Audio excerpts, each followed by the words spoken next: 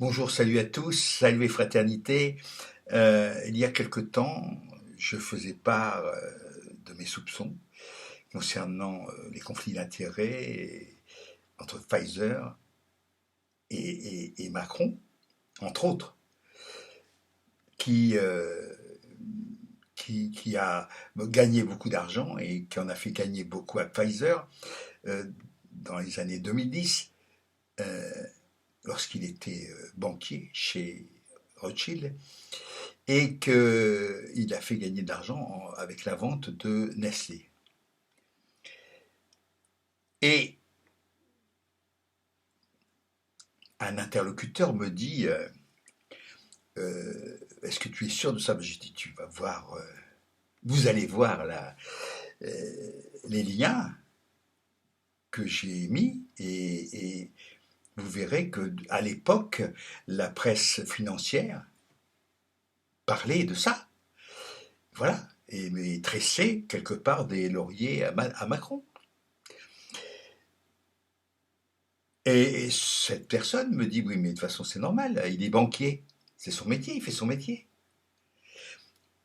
Et je découvre quelques temps plus tard, quelques instants plus tard, que le monsieur qui me faisait cette répartie était au Parti communiste.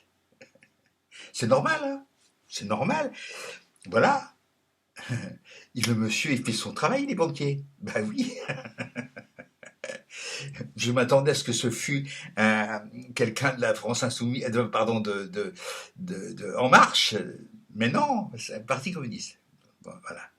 Donc on voit bien quand même que toutes les choses ne sont pas encore bien claires. Mais en tout cas, la notion de lutte des classes et la notion de... Parce que voilà, le monsieur, il fait ce qu'il a à faire, il est banquier. Bah oui, évidemment, bien sûr. Et puis le curé, il fait aussi ce qu'il a à faire, il est curton. Et donc il bénit, hein, l'opium du peuple.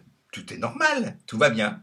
Je sais pas pourquoi des gens sont militants, hein, ils devraient pas. Hein. Ou je sais pas pourquoi des gens ont des opinions politiques. Non, quand on est à ce niveau-là, il vaut mieux pas en avoir. Quoi. Il vaut mieux dire je m'en fous. Il vaut mieux dire carrément je m'en fous. Je m'en fous. Ça m'intéresse pas. Non, là il avait des idées, le monsieur. Bon, enfin bref, le camarade. Euh, Pas plus tard que samedi dernier, je suis allé distribuer des tracts pour Mélenchon à Holt. Dont la population est loin d'être petite bourgeoise. Hein, j'insiste bien là-dessus. Hein. Euh, c'est, on n'est pas du tout dans les grandes banlieues friquées. Hein. Voilà, on est vraiment, on n'est pas non plus dans la misère totale. Hein. Attention, je ne peux pas me dire ce que. Mais enfin, moi, je vois quand je vais faire mes courses, euh, je vois ce que les gens mettent dans leur caddie, dans leur je vois, hein. C'est pas lourd, hein. C'est pas lourd. Hein. Voilà. Il y a beaucoup de, il y a beaucoup de coquillettes, hein, avec du jambon. Enfin voilà. Non mais ça, je maintiens. Et puis quand on discute avec les gens, quoi, quand on va les voir, enfin voilà, on voit bien, hein. Tout le monde n'est pas au même niveau socio-économico-culturel. Alors, ce que je remarque, c'est que le Parti communiste a, lui, pris immédiatement le parti de la vaccination obligatoire. Roussel l'a dit, hein, il était pour la vaccination, il n'est pas le seul. Hein. Des gens sont au PC, voilà, au nom du progrès, sans voir l'énorme conflit d'intérêts et la corruption. Ils ne voient pas ça, ils sont une sorte d'aveuglement. Concernant la France insoumise, je vais dire qu'elle a beaucoup trop attendu pour attaquer le pass sanitaire, d'abord sanitaire, puis ensuite vaccinal. Elle a beaucoup trop attendu, euh, à peu près pour les mêmes raisons. Et puis surtout parce qu'on avance sur des œufs, pour des raisons électorales. Moi, je dis qu'il faut quand même parfois arrêter euh, d'être trop prudent dans ses prises de position. Parce qu'en face, ils sont pas prudents. Ils y vont, quoi. Ils y vont carrément. Hein.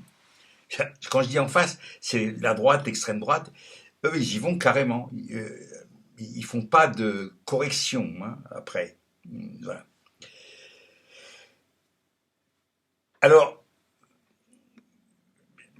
je rappelle aussi qu'en 2005, au moment du vote du référendum sur le traité constitutionnel, nous avons été, si le non a gagné, c'est parce qu'il y a eu une alliance de fait, pas, pas une alliance discutée, une alliance de fait entre l'extrême gauche et l'extrême droite, contre le camp du bien, qui était déjà à l'époque le camp des médias.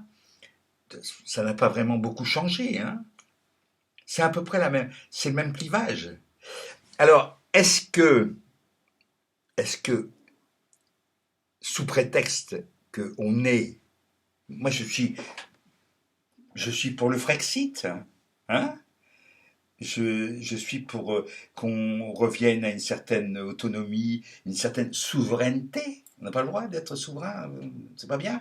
Bon.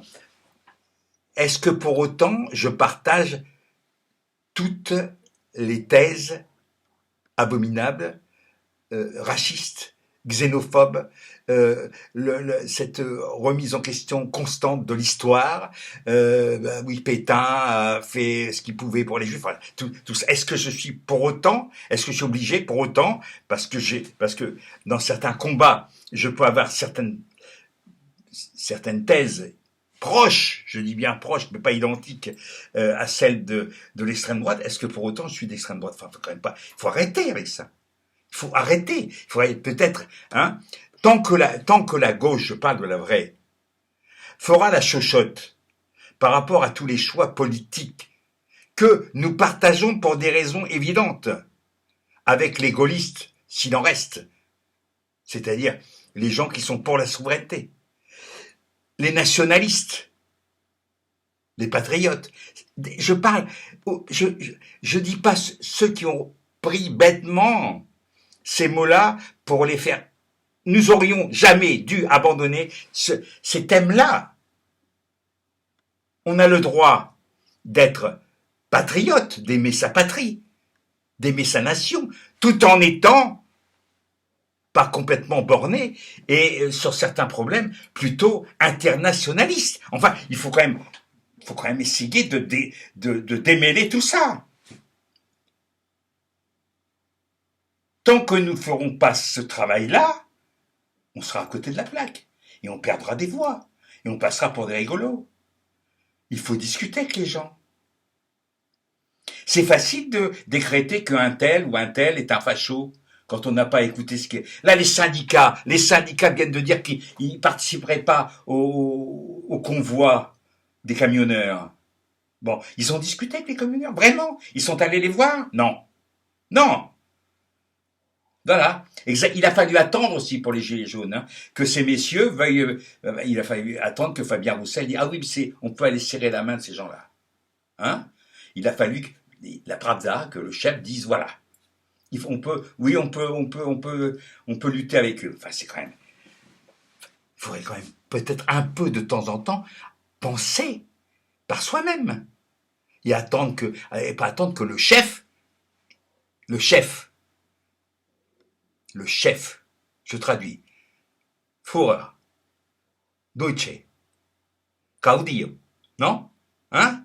Ça vous dit rien, ça? Bon, alors, faut arrêter, quoi.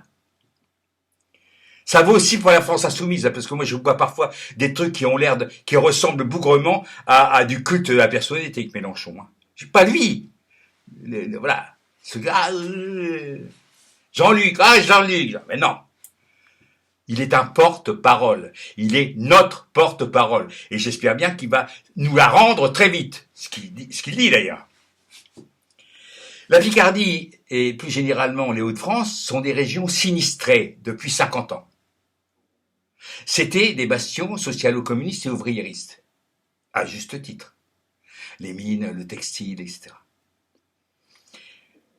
Pourquoi tous ces gens qui ne sont pas des fascistes, je parle des gens, se sont engouffrés, pas dans les thèses du Front National. Mais voilà, ils ont vu une ouverture là, pour gueuler, pour dire on n'est pas d'accord. Pourquoi est-ce qu'ils sont allés là? Ce n'est pas la gauche extrême ni le Front National qui ont pratiqué la casse de l'outil industriel français dans les années 80. Il faudrait quand même rappeler les véritables responsabilités. C'est pas Le Pen qui a cassé l'outil de travail, ni Cohn-Bendit à l'époque où il était encore fréquentable, ni tous les gens de NPA ou de ce qu'on appelle la gauche extrême. Non, l'extrême gauche.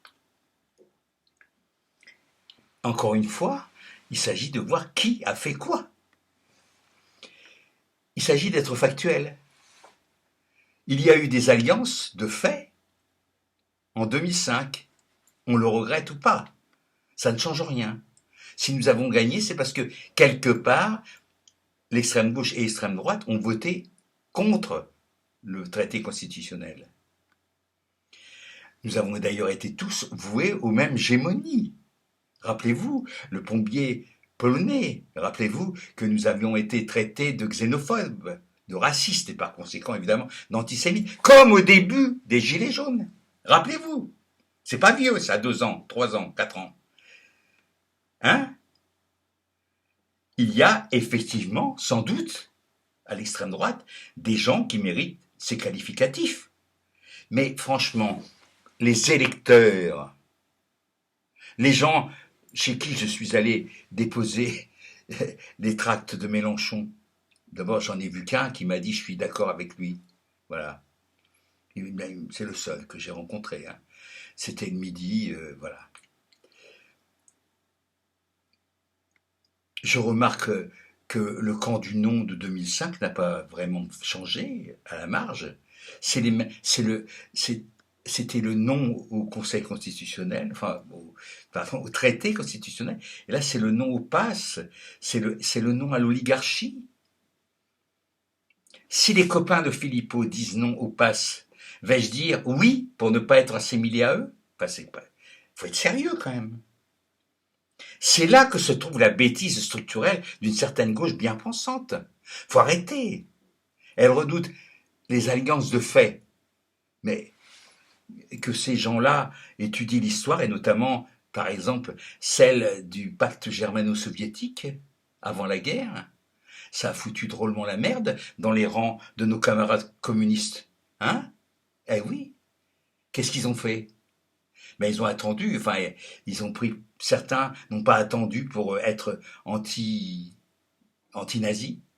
Et je crois que c'est ce qu'il faut faire. Il ne s'agit pas d'attendre. Voilà. Il s'agit de lutter avec ses convictions. Mais, comme il est dit dans l'Évangile, suis-je le gardien, pas de mon frère, mais de mon voisin qui peut-être, sans doute, je ne sais pas, parce que c'est difficile de sonder les reins des gens, hein, quand on ne les connaît pas. Suis-je le gardien de mon frère en humanité qui peut-être vote Front National? Hein? Bon, c'est un peu long. Hasta la victoria.